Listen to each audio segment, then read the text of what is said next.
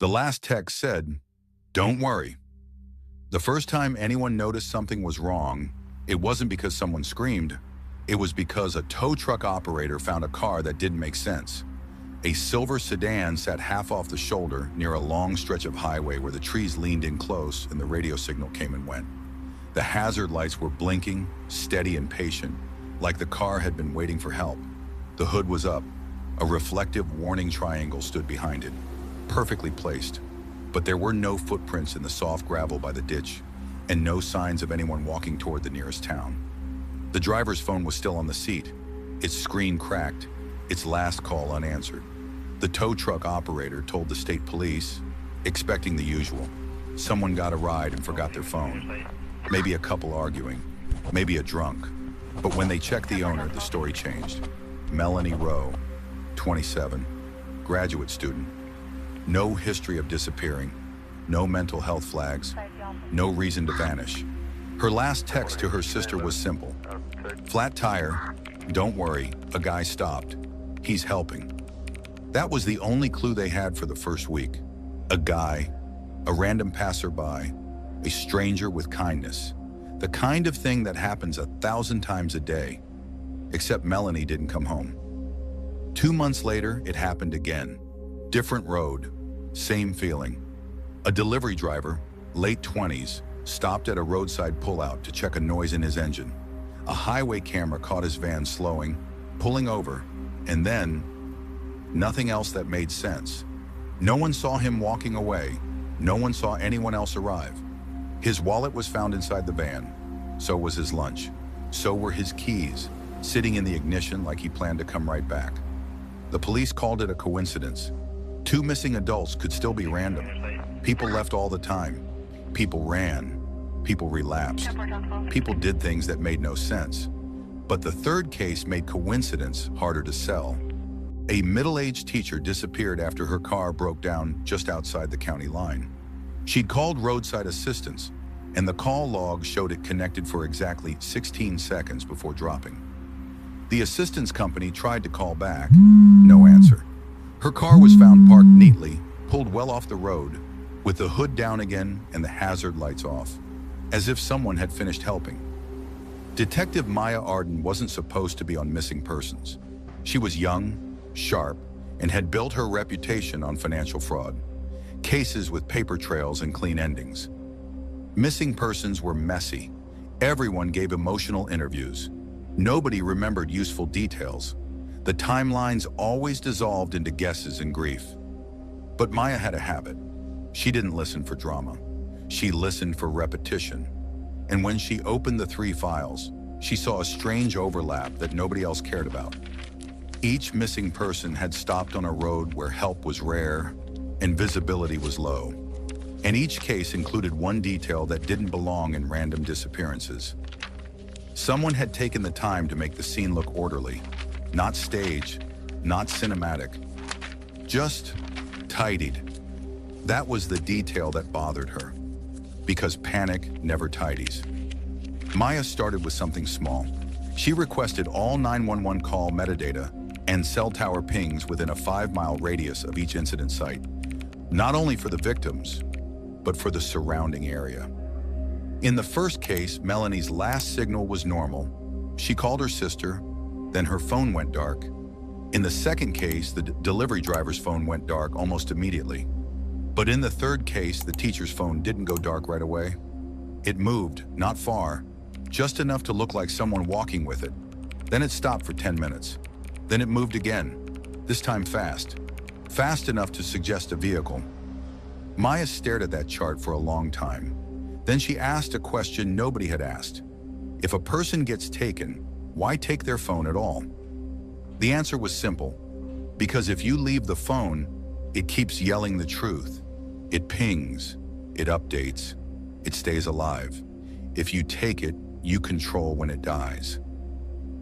She built a map of every help stop she could find, from reports, stranded motorists who'd mentioned an older man offering assistance, a white van seen on the shoulder, a medical-looking kit, a calm voice, a flashlight held too steadily. The stories weren't identical, but the tone was. Everyone described the helper the same way. Professional. Not friendly, not chatty. Professional. Like someone used to being trusted. Maya went where trust becomes paperwork. She checked county business registrations and found something she nearly ignored. A retired physician had registered a small mobile service business the year before. Nothing suspicious on paper.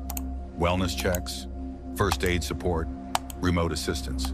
A harmless side hustle for a man with time and skills.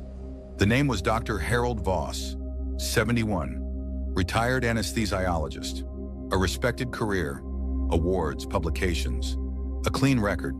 His wife had died years ago. No children nearby. Quiet life. Exactly the kind of person nobody suspects. Because society doesn't like to imagine monsters with reading glasses. Maya didn't accuse him. She didn't even visit him. Not yet. First, she looked for the one thing that never lies: logistics. She filed a request for purchase histories from medical supply distributors in the region. Anything flagged for unusual frequency. Most hospitals ordered in bulk. Clinics ordered a steady rhythm. Retired people didn't order much at all. But Voss's name appeared again and again. Not huge amounts. Not enough to scream.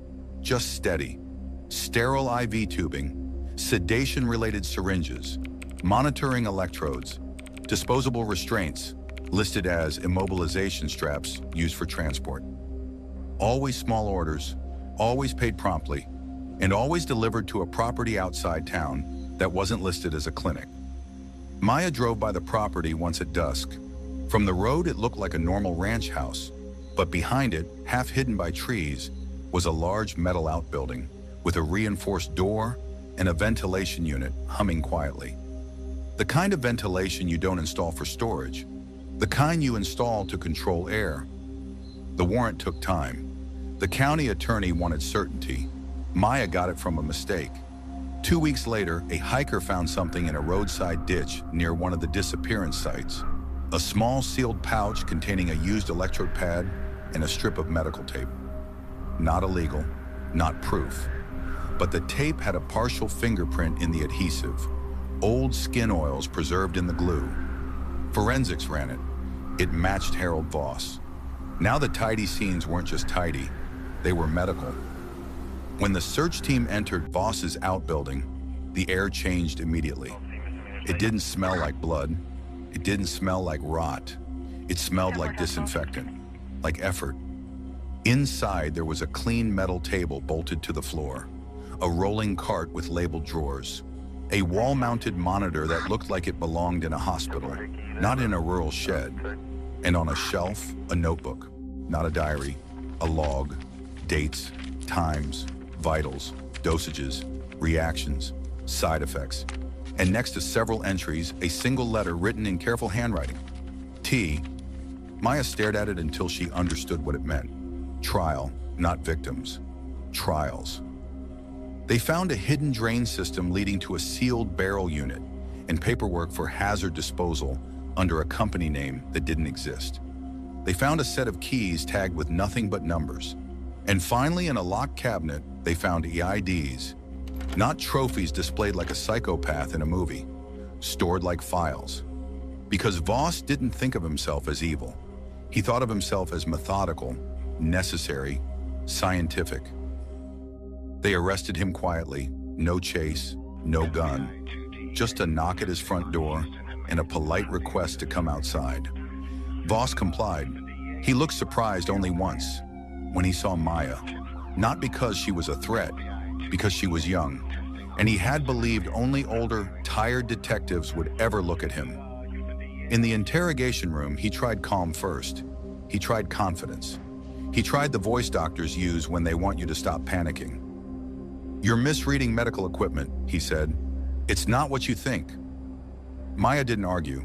She slid the notebook across the table, and she pointed at the letter. "Tell me what T stands for." Voss stared at it longer than he should have. Then his face changed, not into fear, but into annoyance, as if the world had failed to understand him properly. "Trial," he said softly, and for the first time he sounded proud. Maya leaned in. "Why?" Voss looked down at his hands, and the confession came out like a lecture. Not a rant, not a breakdown, a lecture. He spoke about pain, about control, about curiosity, about how humans trusted uniforms and steady voices, about how easy it was to make someone believe they were being helped. And then, almost casually, he admitted what he did at the end. Not with gore, with certainty. Because in his mind, endings were part of procedure. Loose ends were flaws. In court, his defense tried to paint him as confused, lonely, senile.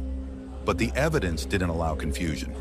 The logs showed planning, the purchases showed repetition, the disposal paperwork showed intent, the tidy scenes showed practice, and the victim's last messages, those small, ordinary texts, became the most terrifying proof of all.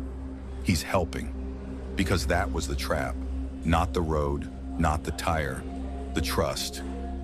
Harold Voss was sentenced to life. No parole, no sympathy. And when the judge read the verdict, Voss finally looked directly at Maya. Not with hatred, with something colder, like disappointment, as if the world had interrupted his work. Maya didn't look away, because she'd learned something important from the case. The scariest criminals don't look like monsters. They look like people you'd thank on the side of the road. Dark evidence, case closed.